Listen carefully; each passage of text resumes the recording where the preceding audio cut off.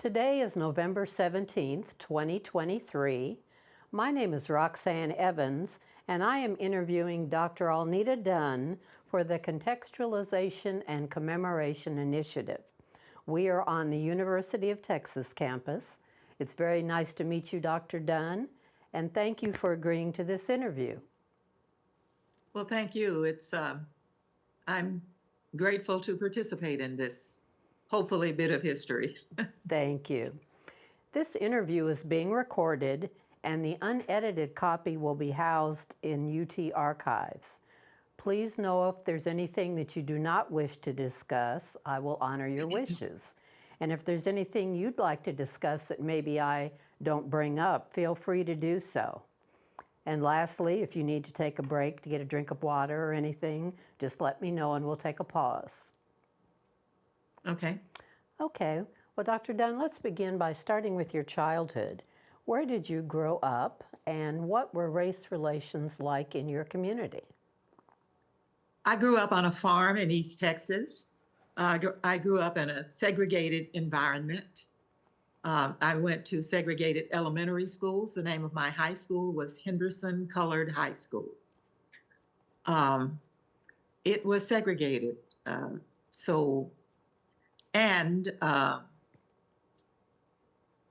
Because we lived on a farm and the mailbox was maybe 200 yards from the house that we lived in,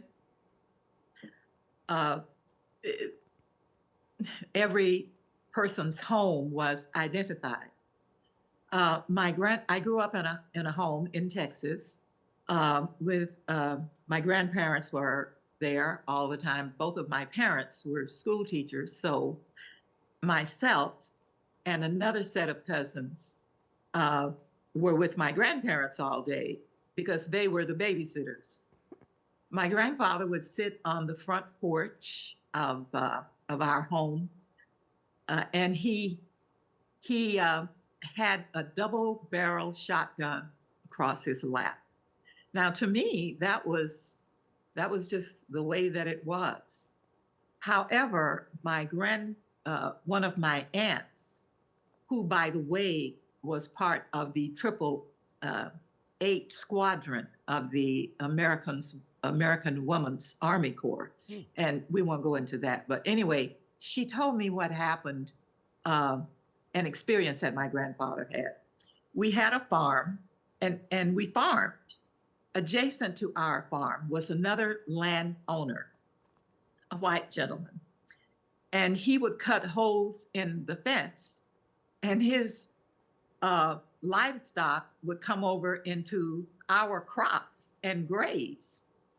So my grandfather went over to visit him one day, and my aunt was in the truck with him.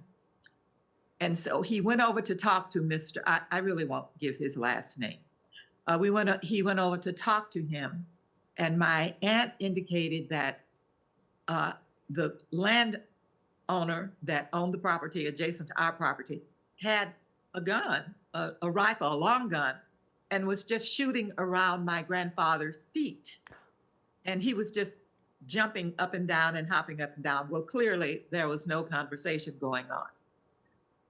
So that was, and I don't know if that was why my grandfather had the habit of doing what he did, but I do believe that it was kind of sending a message to just to any passersby that we defend our home here. That is quite a story. Thank you for sharing that. Now, you mentioned your schools. Tell me a little bit more about your schools in terms of the quality of education, and if you think your schools prepared you for UT. Well, the teachers did their best. I believed that I received an excellent education in learning how to read, write, and figure, do math in my head, and history. We learned Black history or African American history as part of the curriculum. As so this and we literally had to memorize passages from Langston Hughes. We had to memorize those, and there were events that would happen at the country school in which the whole community would come. This is when I was still in elementary school, and they would come to the programs where we children would put on plays and memorize the African American historical record at the time as far as literature is concerned. Now, when I got to high school, I think that the teachers still did a good job, did their best as far as writing is concerned. And as far as literature is concerned, us reading the books that they had, of course, every book that we had was a used book that came from across town, the white high school that came from the white high school. As far as science is concerned, we did not have an equipped science laboratory. But we had a teacher that piqued our interest in science. So we read newspaper articles that had to do with science. And we read the books that he had. However, when I had a natural inclination to want to be part of science and to be a scientist. When I got to the University of Texas, however, I had never entered a well-equipped science laboratory before. The professors taught us as if we had. So I did not enter, or I did not experience any segregation or any discrimination within the classroom at the University of Texas. I didn't. On the campus, however, was a different thing. But as far as what my teachers prepared, they did their best with the information that they had. Okay, very good. Now, what had you heard about UT Austin before you came here? Well, I had heard, I need to put things in context. I was on my way to a historically Black college because my parents went to Bishop College. I had an aunt that went to Fisk, and then, so that's what we experienced. So I was on my way to a historically Black college. I wanted to go to Fisk because of the stories that my aunt told me. So when the Brown decision came down, that we could actually go to other universities. My dad just had a frank conversation with me, and he said, it would be a financial hardship for you to go to Tennessee to go to school when you can go 200 or so miles, as he said, down the road to the University of Texas, and you can get scholarships to go to the University of Texas. So that's what I heard about it. And so I didn't have, I was not sad because I was not going to Tennessee. I was a bit happy because I was going to be close to home, because I liked my home and I liked my community and I liked my town, even though it was segregated. I guess I had adapted, my family perhaps had adapted. So on the day that my dad was, and by the way, I did get a couple of community scholarships to go to the University of Texas. The day that my dad was packing me up to drive me down to the university, my grandmother, who was just a stalwart woman, I never saw her cry or show really much emotion about anything unless we had broken some rule or in church. But tears streamed down her face the whole day that I was getting ready to go to UT. And I thought it was because she was just going to miss having me around. That's the 18-year-old ego for you. So I told her, I said, Mama, I'll be back, you know, for the holidays, I'll be back for Christmas. And on the way down there to UT, I asked my dad, why was Mama crying? Why was she so upset? And he told me, he said, because she thinks you are going to get raped and killed. This was her experience with, I'll just say, white people. This was her experience because the rules were that we weren't supposed to be there. And she had had experiences of when Black people do things that white people don't like. And there had been a couple of experiences of people disappearing from their homes in our rural community. This is what I learned later. So we had a frank discussion on the way to the University of Texas. And my dad told me, he said, you know, this is the first year that Black women, he didn't say that, he said Negroes. He said, this is the first year that Negro women are going to be able to stay on the campus at UT. So you be careful, because just remember, he was a high school principal. He said, just remember that an education is something that cannot be taken from you. And that was the motto in our community. Get an education, because that's something that they can't take away from you. So his admonishment was, just be careful.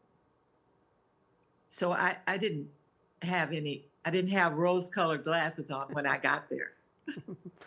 Okay, that's probably good. Now you mentioned the Brown v. Board decision. Were you familiar with the Sweat decision, Sweat v. Painter decision? No. Okay. Now, thank you for sharing that story about your dad sharing your grandmother's concerns. I've heard that a few times now from people. Did you take an entrance exam to get into UT? Yes, I did. Okay. Now, did you take it in a integrated setting, or did you take it at your high school, or do you recall? Well, I'm going to set the context again. This was in 1958. The whole town of Henderson, Texas was segregated. I went to a high school called Henderson Colored High School. And then there was Henderson High School on the other side of town. I took the entrance exam. I did not take it at my school, but I took it at another facility, a facility that actually later gave me a scholarship. It was a community facility. And I was the only person there. I took the exam there. Okay. And I scored very well on the exam. Okay, excellent. And later found out that all people didn't have to take entrance exams. Ah, interesting. Now, what was your first impression of UT when you arrived on campus? Well, it was a huge place. When we were driving on campus, of course, we didn't have GPS or anything like that. We were just following maps. My dad, took me down there with a car packed full of clothes that he had brothers and their wives. And so people gave poor little Alnita, they gave her new clothes to wear to this school. So I had a lot of things. And when we got to Austin and found our way to the university, we drove in the university and we saw some Black guys walking along the sidewalk because we didn't know, as my dad said, where the Negro ladies stayed. So he pulled over and asked one of them, he said, where do the Negro ladies stay? And they said, well, we're on our way over to the residence hall right now, so just follow us. And I might add, just as a personal note, the guy that came over to our car to give us a direction, I later married 4 years ago on graduation day. Oh, that's a wonderful story. Thank you for sharing that. Wow. Now, speaking of impressions, what do you think were the professor's expectations of you as a student once you started going to classes? Uh, I, I, I didn't detect any difference. The one thing that happened in one of the classes is that I would usually sit at the front of the class. And what that did, though, is that made me, I could hear the snickers whenever I would raise my hand or speak or anything like that. So um, I decided when the next semester rolled around that I would sit in the back of this classroom. And I can't recall if it was what class it was. And so when the class was over, the professor called me up and said, Ms. Reddick, I said, yes. He said, I want you to sit on the first or second row. So now I'm wondering, why is this guy wanting me to sit on the first or second row? And I told him, I said, I can hear very well, sir, where I am. And that, for me, that was talking back. But I didn't know why he wanted me to sit on. And so he said, but I can't protect you back there. Wow. And then I couldn't argue with that. No, for sure. Very interesting. Now, speaking of classes, do you recall taking a swimming test for Oh, physical yes. ed? Okay, what was Oh, that yes. like? Well, everyone, I was in a class full of students, women, of course, young women. And as far as there were only about maybe one or two Black, African American students in the class. And we had to take a swimming test. The swimming test was this. You treaded water for 5 minutes. First, you would swim. This was an Olympic-sized pool. This was in Gregory Gym. Oh, wow. You swim down on your front or side. You can come back on your back, or you had to come back on your back, and then you had to tread water for 5 minutes. Well, I couldn't do that. I jumped in the water, and the coach, the PE teacher said, well, we don't want you to dog paddle. We want you to swim to the end of the pool.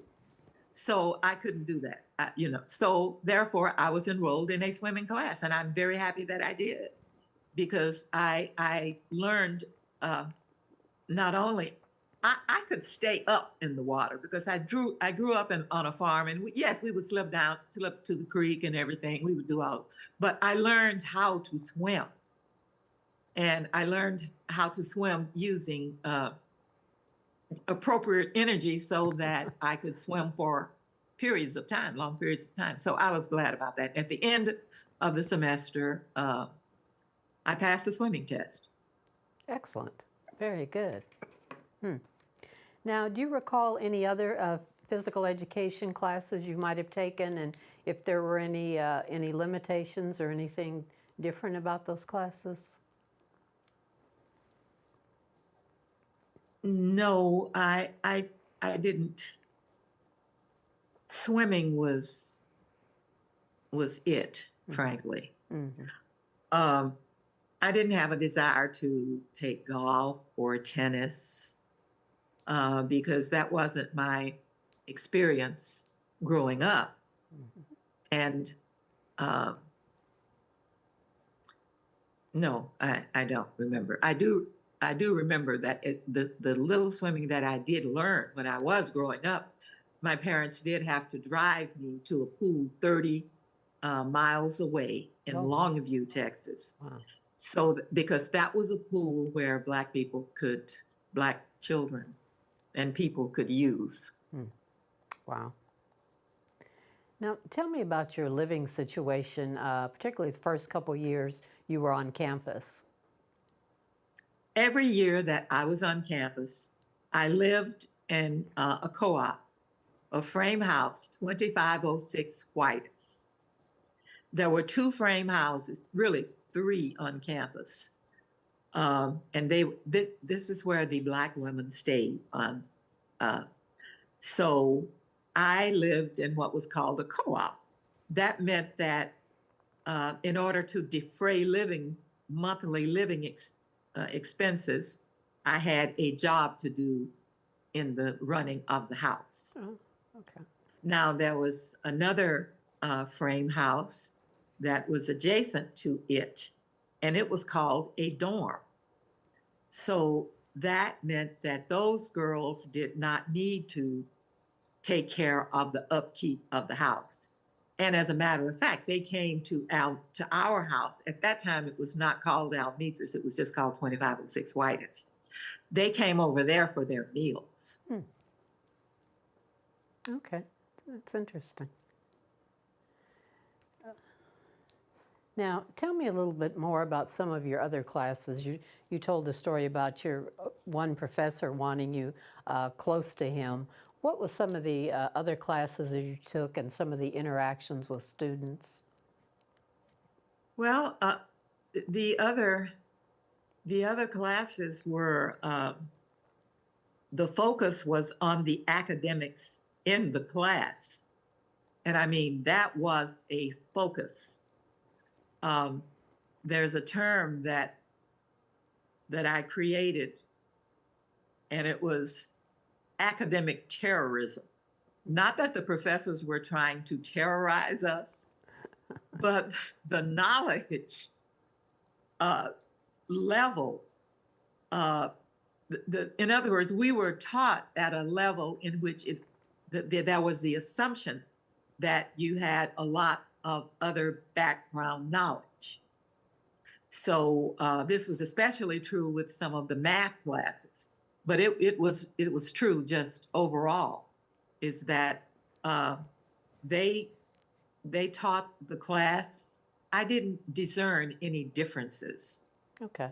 In what I did learn right away, though, is that to take notes and to take good notes, because I didn't have that experience of taking notes. But I learned that I needed to take good notes and to pay attention to what the professor said as far as the readings are concerned, especially in classes where they wrote the books. Yes. Now, tell me about your circle of friends on campus. Well, the circle of friends were the Black students on campus that lived on campus and those that drove onto campus from Austin. There were students who lived in Austin that attended UT, and they would congregate during the day at our living quarters on campus, because the residence halls were segregated. Everything on campus was segregated. Yes. So the Black students came to our living quarters, and that's where they would take their meals and they would relax between classes before they would go home. And our house mother, Mrs. Duran, Alnita Dunn, we called her Miss Marsh because she came from Dallas, and the girls who came from Dallas called her Miss Marsh because apparently that was her maiden name. So if you hear people say Miss Marsh this, Miss Marsh that, it was because that's what we called her. Thanks for clearing that up because I'd heard that before and I was trying to figure out how you got Marsh out of her two names, so thank you for that. Now, what did you and your friends do for entertainment? Well, we went to the games. We especially like to go to the football games uh, where UT played teams that had uh, Black athletes on the teams.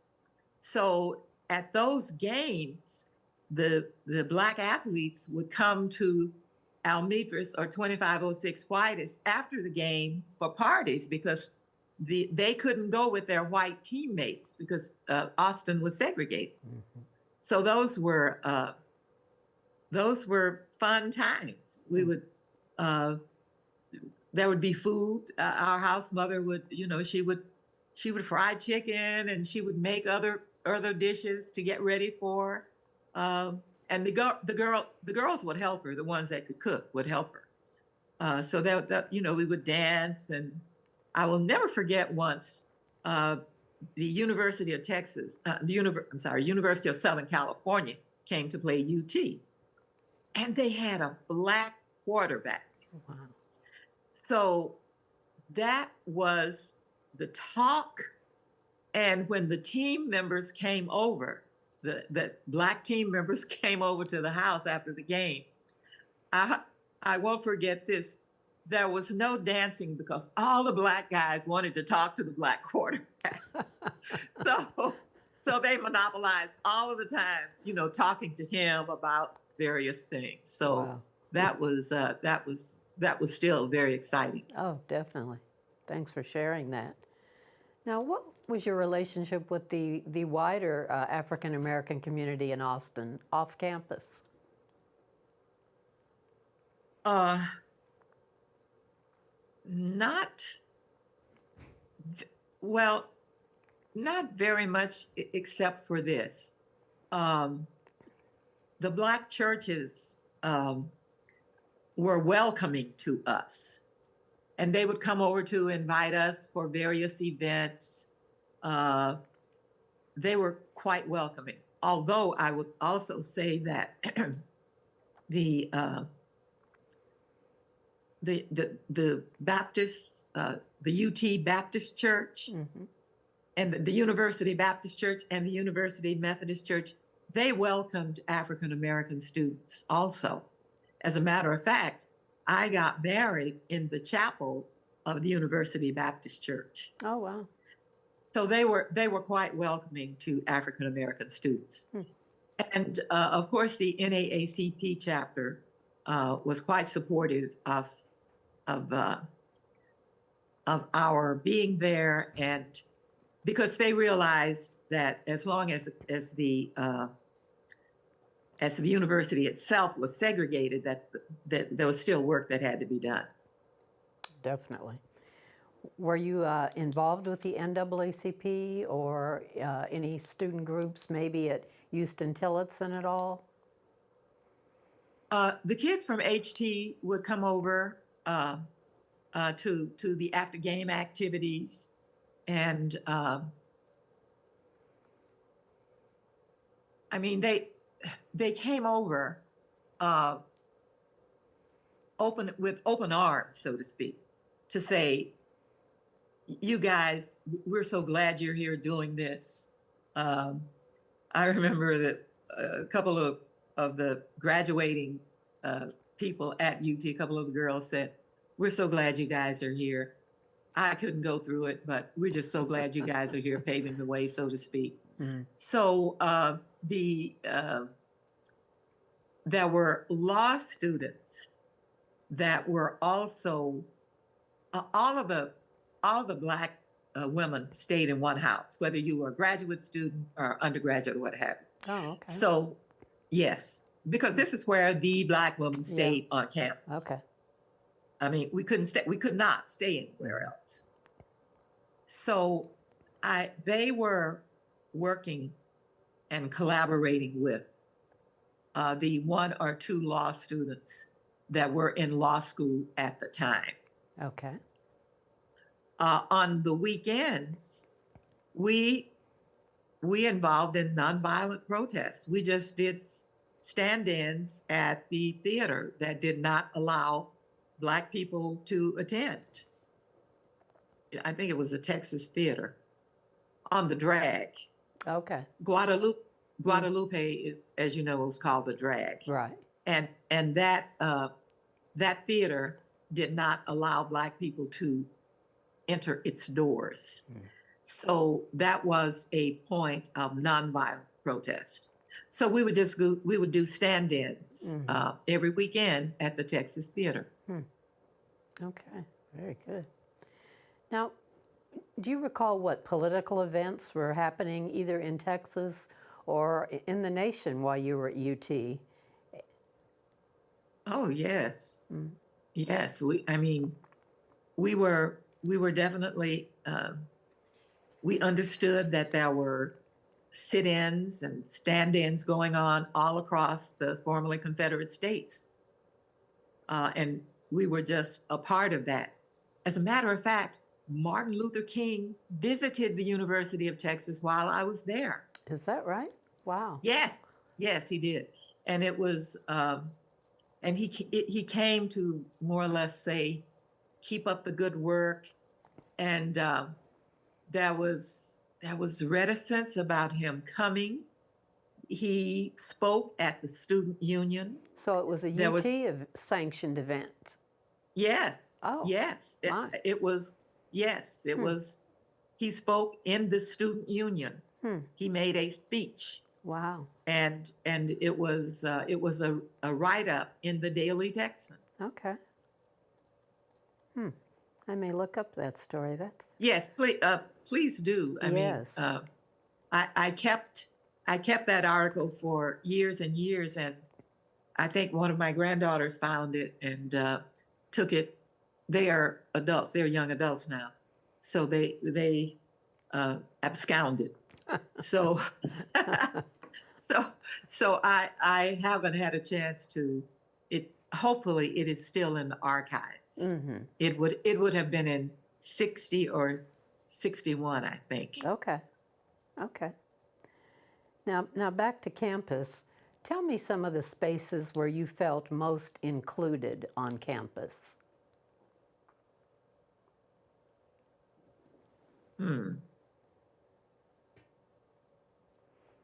Spaces that you might have felt the most comfortable, most welcomed. Well, that's a good question. I think class was about it. We could go to the student union.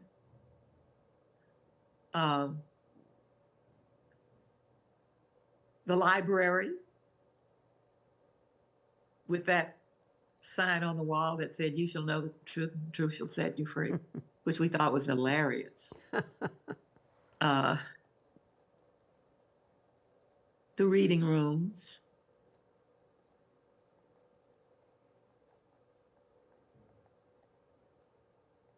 And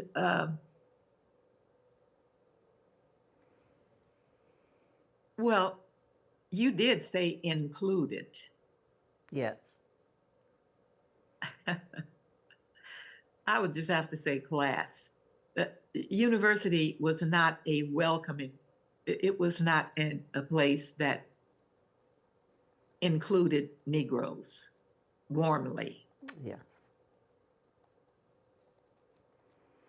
So tell me the spaces where you felt most excluded.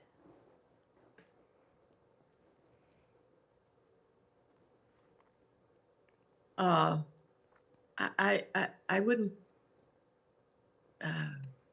excluded. I would say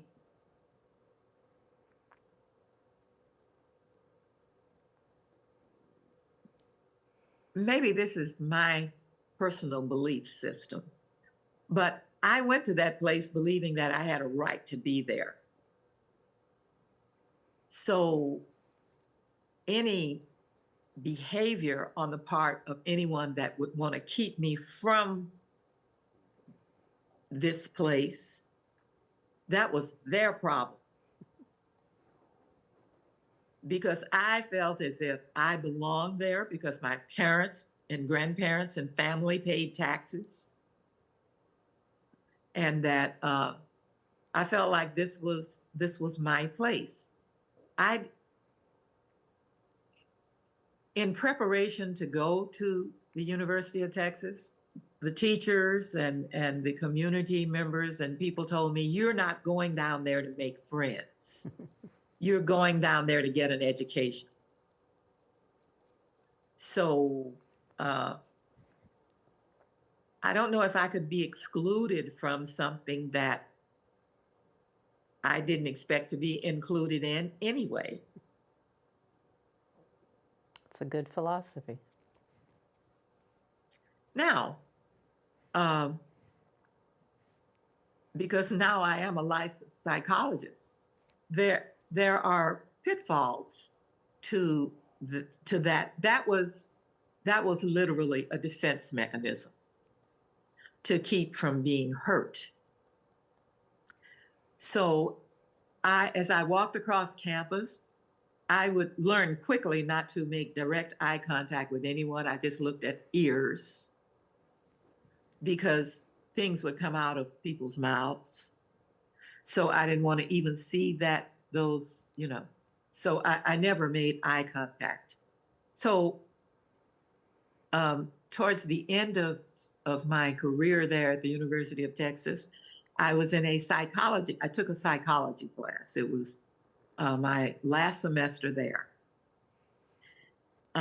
Because we students were always looking for a class that would give us an easy A. And so we would pick those classes. Well, I selected this class, psychology class. And towards the end of the class, at the end of the class, as in many classes that are in the social area, they ask you to do a reflection. So, and then we read our reflections. So this person, and again, I will not give her name, but she read her reflection, and her reflection was this: I have tried all semester to make friends with Miss Reddick, but she will not look at me. She will not give me any kind of response at all.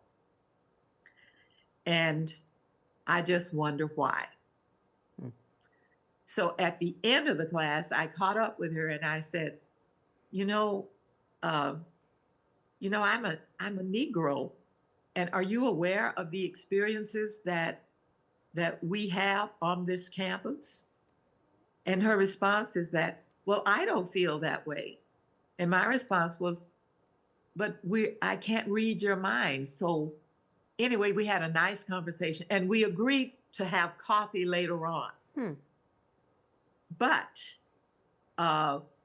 we didn't do that because I was winding up at the university academically. I was getting ready to get married, and we just didn't. But what happened, I was, during that period of time, I was getting wedding gifts sent to the house where I lived. And I got this beautiful silver plated bowl, 4-inch bowl. And as soon as I walked in the door, Mrs. Duran she said, I just had to open your gift, Alnita, because it was from one of the jewelry stores downtown Austin. Wow. And I gave her permission to peek and open anything anyway, because we didn't know who was sending what to the house. You just don't know. Mm-hmm. And it was from this lady. And it was the most beautiful wedding gift that I received. Wow. Yes, it was. So I just shall never forget that. And we never got in touch. I sent her a thank you note. I didn't know her address, but I sent it to the jewelry store, and they told me that they would get it to her. So that was a positive experience. Mm-hmm. It also showed the the destructiveness of segregation. Yes.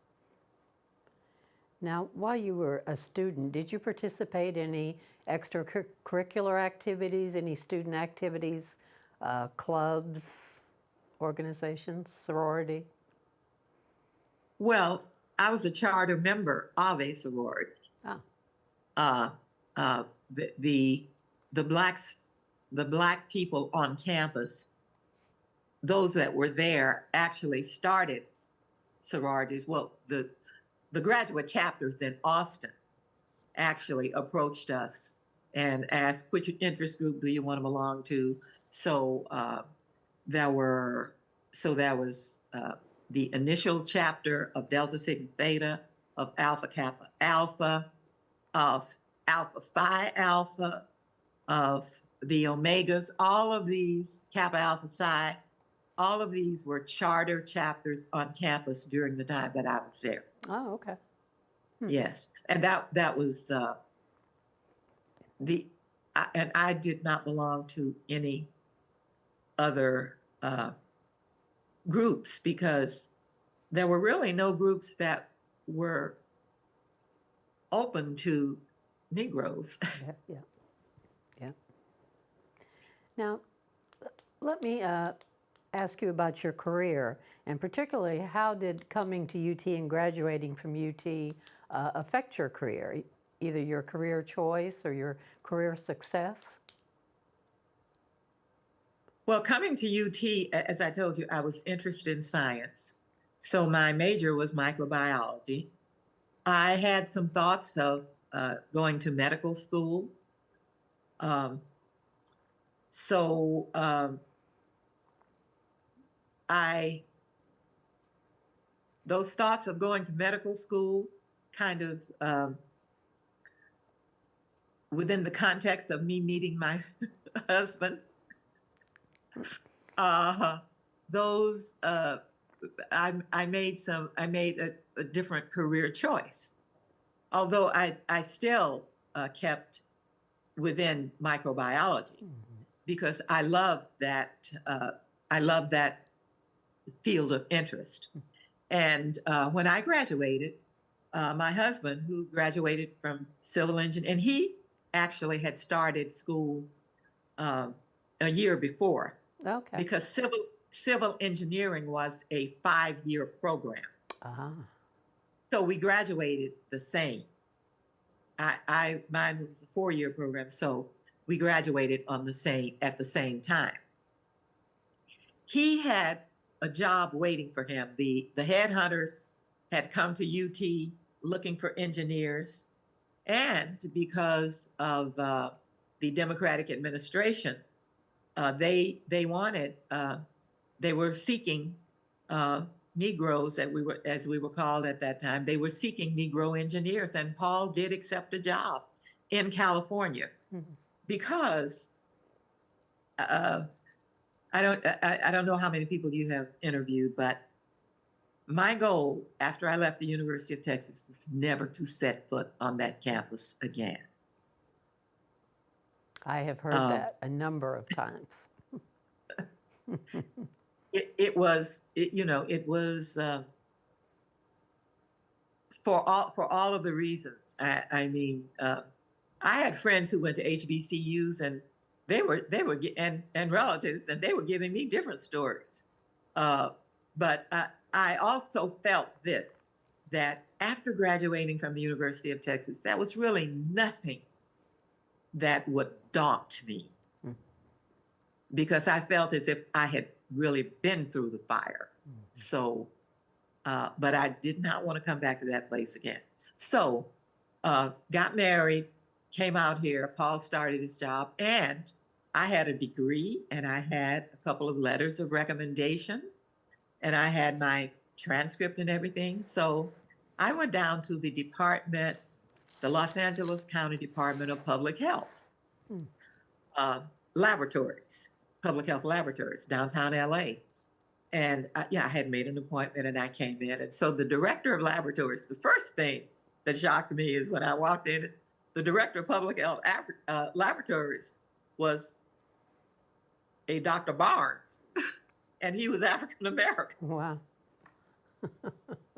And so he said, you know, Mrs. Dunn, we usually take our interns because in order to work as a microbiologist, I had to go through training, a 6-month training, and take a state board examination. Oh my.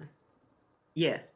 So he said that we usually take our trainees from the University of California system.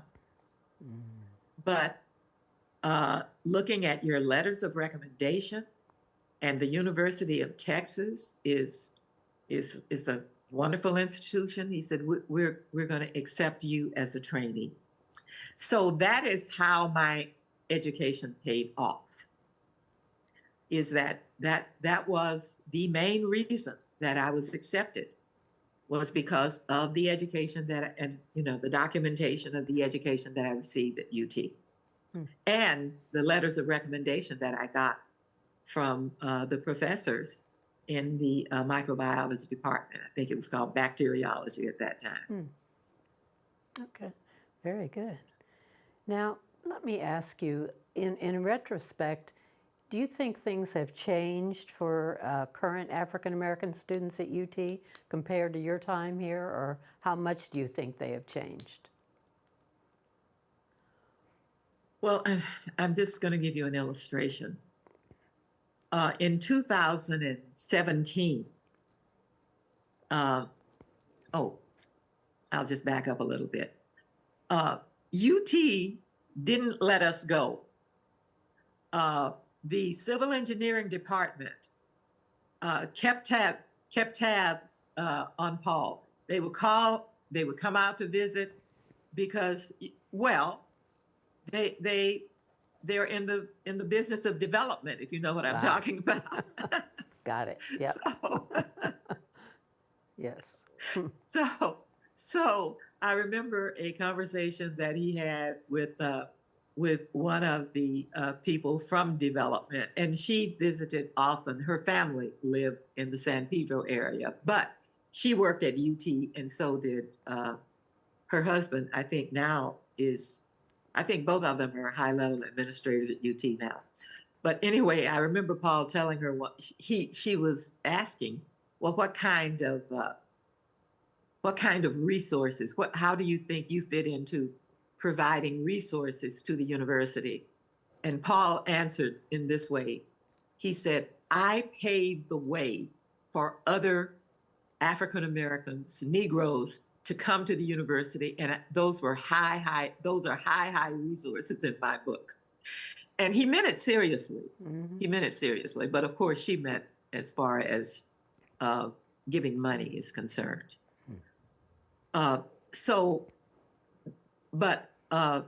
She kept track.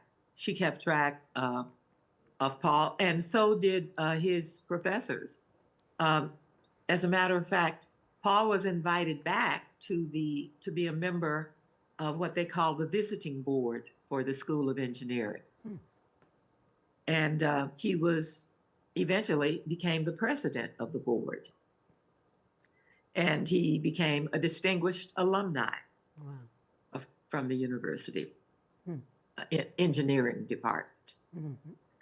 So when we went back for those celebrations, when he was distinguished alumni celebrations, he talked to our children, who were, by this time, they were young adults themselves.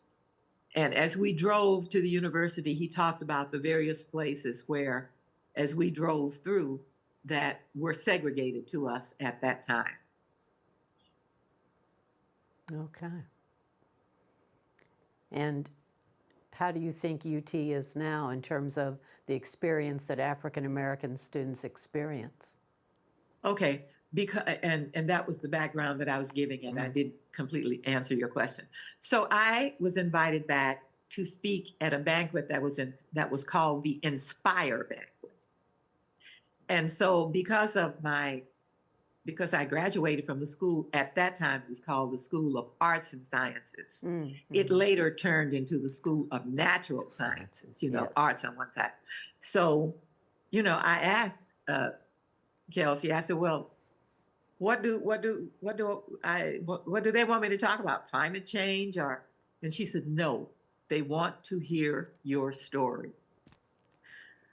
The story of your experiences when you were at the university. And so I did. I shared the stories of my great education in a essentially segregated environment. So the Q&A later was revealing, because the Q&A was one thing, the Q&A in the larger audience. But then after we ate, students came up to me, and I guess I was there for another hour, because they were sharing experiences of some experiences that they were having now, and they were good to hear. They were glad to hear that these experiences were rooted in the university itself, that they were really rooted in the antebellum culture of University of Texas. So I believe that even today, perhaps there may be some flowers coming from those roots, but I believe that overall, the university has tried to transform itself. Of course, trend lines are not a straight line. With a trend line, it's the trend is up, but there are dips. There are dips in the line. So I believe we might be in a dip place right now.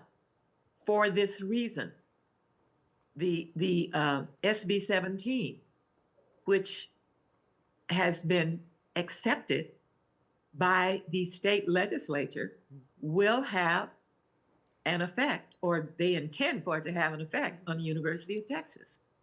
Exactly. I believe that the university wants to be a university of the first class in every way. I believe that because they know that in order to get the best researchers, they like to steal researchers from from the Ivy Leagues and from Stanford. In order to get these people, the environment has to be one of diversity and equity. Very good, certainly. Now, Dr. Dunn, is there anything that you'd like to share that maybe I didn't ask you about? Well, as I told you, my experience at the university, as far as education is concerned, was of the first class and still continues to be. Although I must tell you that my advanced degrees are from USC, University of Southern California. Yes. But I remember an experience that I had in the lab once. I don't know how we were assigned lab partners. And this, I cannot recall if it was in a microbiology class or if it was in organic chemistry, but it was a class at that time, that building was called the Experimental Science Building. And that building is no longer there. It has been renovated, but at that time it was called the Experimental Science Building. So I was in this lab class, and there were lab partners all within this lab space. And my lab partner was a white girl. And so had to have been 18 at the time, because it was very near the beginning of my adventure there at the University of Texas. So there was an election going on at the time, and John F. Kennedy's election had his campaign had taken over the campus because there was a song going on like, going down to Washington, shake hands with President Kennedy. Of course, he wasn't president.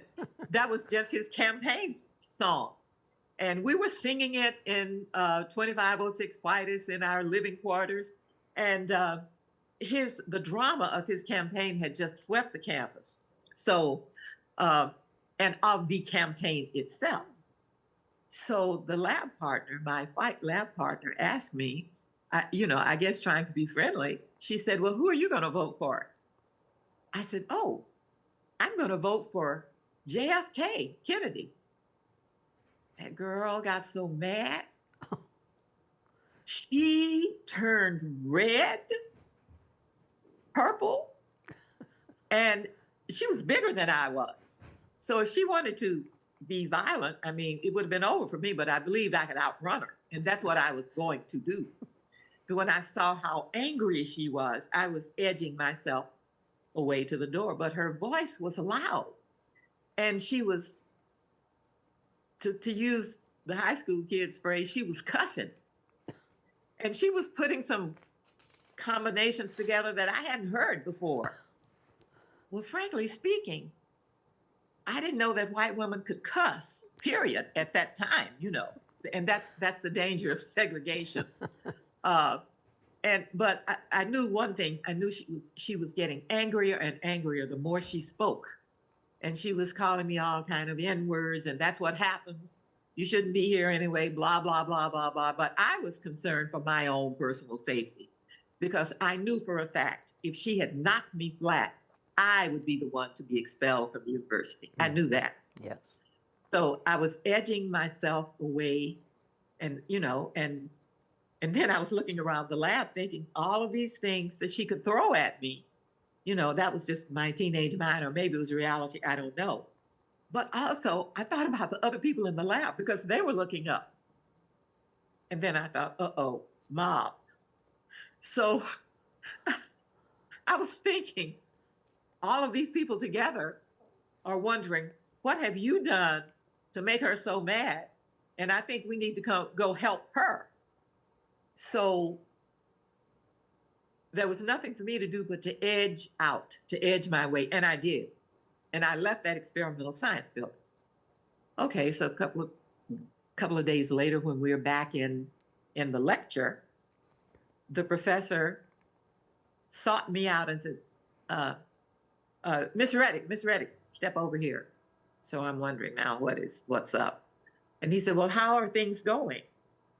And so I said, I knew in my mind, good and well how things are going, but obviously I didn't say that. And I wanted to say, and don't send me another one, because at that time, I didn't have a lab partner, and I was okay with that. But I didn't say all of those things. I just said, okay, things are going well. Okay. So I finished the rest of that semester with no lab partner. I was very happy to have that. And I was just happy that things worked out the way that they did. But that was an experience that I shall not forget. Wow. That's an excellent story. Thank you for sharing that. Thank you very much for sharing that. Well, Dr. Dunn, thank you so much for your time today. I enjoyed visiting with you. Sure. This has been very helpful. And if there's anything, I'm sorry. I was just going to say thank you. Thank you for allowing me to share. Certainly. And if you think of anything afterwards that you'd, just like to share, any other memories or anything that comes to mind, please feel free to call or email me. Thank you. Thank you very much. Enjoy the rest of your day and have a happy Thanksgiving. Thank you, and happy Thanksgiving to you and yours also. Thank you. Take care.